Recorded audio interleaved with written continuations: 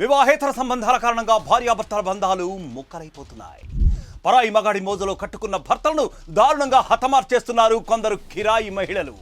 భార్యలు చట్టం నుండి తప్పించుకునేందుకు నిందితులు ఎంత పక్కాగా ప్లాన్ చేసినా ఏదో ఒక క్లూతో అడ్డంగా బుక్ అయిపోతున్నారు.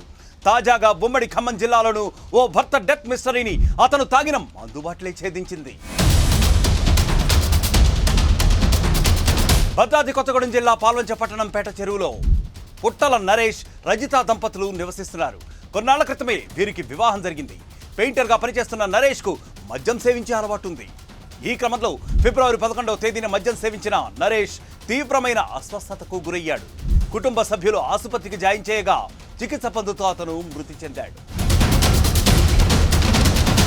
అతిగా మద్యం తాగడం వల్లే నరేష్ చనిపోయాడనుకున్న కుటుంబ సభ్యులు, బంధువులు అదే రోజు అంత్యక్రియలు కూడా జరిపించారు. మరుసటి రోజు నరేష్ సమాధి వద్ద ఆత్మశాంతి కోసం పూజలు కూడా చేశారు.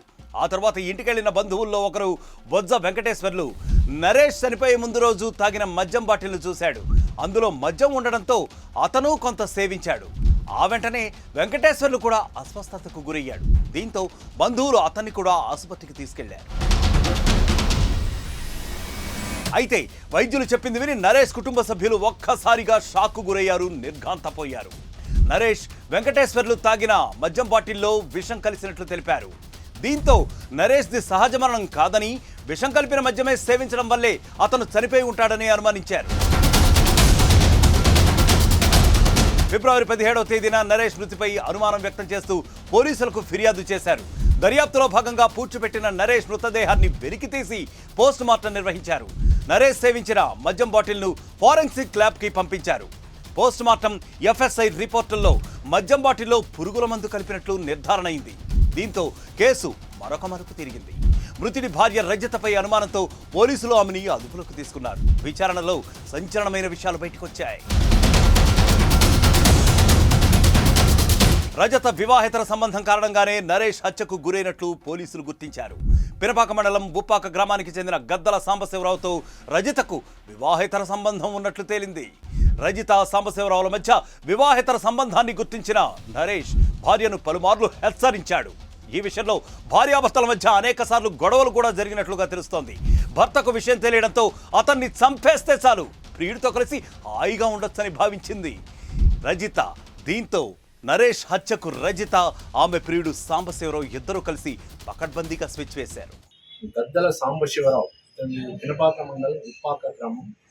అతనికి ప్లస్ ఈ చనిపోయినటువంటి పుట్టల నరేష్ యొక్క భార్యకి పుట్టల రజిత, వీళ్ళిద్దరికి బంధుత్వం ఉంది. ఈమె అతనికి మరదల వరుస అవుతా ఉన్నది. వీళ్ళిద్దరికి వివాహేతర సంబంధం ఉన్నదని ఆ విషయము ఇతని చనిపోయిన నరేష్కి తెలిసి కొన్నిసార్లు గొడవలు అయినాయి. పద్ధతి మార్చుకోమని చెప్పారు. ఇది ఇట్లా నడుస్తూ ఉన్నది. ఈ కార్యక్రమంలో ఇది నడుస్తుండగానే వాళ్ళిద్దరు ప్లాన్ ఏంటంటే ఇతన్ని చంపేస్తే మనకు ఎటువంటి అడ్డంకులు ఉండవని చెప్పేసి వాళ్ళు నిర్ణయం తీసుకున్నారు. ఫిబ్రవరి 10వ తేదీన సారపాకలోని బంధువుల ఫంక్షన్కు నరేష్, రజిత వెళ్లారు. అక్కడ ప్లాన్ ప్రకారం పాయిజన్ కలిపిన మందు బాటిల్ను సాంబశివరావు స్నేహితుడు తాటి నరేష్ రజిత భర్తకు అందించాడు. రాత్రి ఇంటికెళ్లిన తర్వాత నరేష్ ఆ మద్యాన్ని సేవించి అనారోగ్యానికి గురై చనిపోయినట్టు పోలీసులు తెలిపారు. సారపాకలో వీళ్ళ బంధువులందరికీ సంబంధించి ఫంక్షన్ జరిగింది.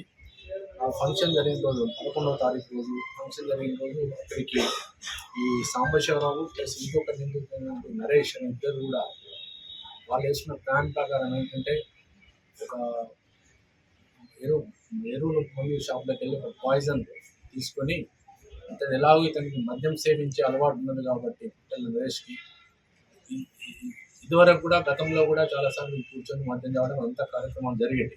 సో ఒక పాయిజన్ తీసుకొని ఆ పాయిజన్ని లిక్కర్ బాటిల్ తీసుకొని లిక్కర్ బాటిల్కి ఇంజెక్షన్ ద్వారా నింపారు. ఇంజెక్షన్ తీసుకొని ఇంజెక్షన్ ద్వారా తెలియకుండా నింపారు. దాంట్లో నింపిన తర్వాత వాళ్ళు అనుకున్న ప్లాన్ ప్రకారం సారపాకకు ఇతను మామూలుగా ఫంక్షన్కి అటెండ్ అయ్యింది నరేష్. సాంబశివరావు ఇంకా అతనితో పాటు సహనిందుకున్నటువంటి నరేష్ ఇద్దరు కూడా అనుకున్నట్టుగా ఇంటికి వెళ్ళి మందు తాగు ఎంజాయ్ చేయాలంటే చెప్తారు. అతను ఏమి తెలియనట్టుగా ఆ బాటిల్ తీసుకొని వచ్చేసి పాలు వంచి అక్కడ వచ్చేసి ఆ రోజు నైట్ అతను ఇచ్చినటువంటి సాంబశివరావు నరేష్ ఇచ్చినటువంటి బాటిల్లో ఉన్నటువంటి లిక్కర్ తాగడం జరిగింది. ఆల్రెడీ దాంట్లో పాయిజన్ కలిపారు.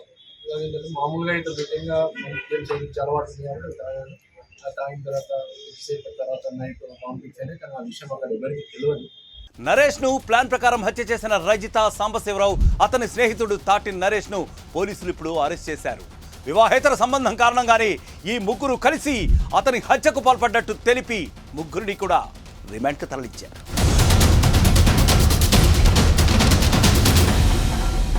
చూసారా, భర్తను దారుణంగా చంపడమే కాకుండా తాగి తాగి చచ్చాడనుకుని నింద మోపింది ఆ దుర్మార్గురాలు.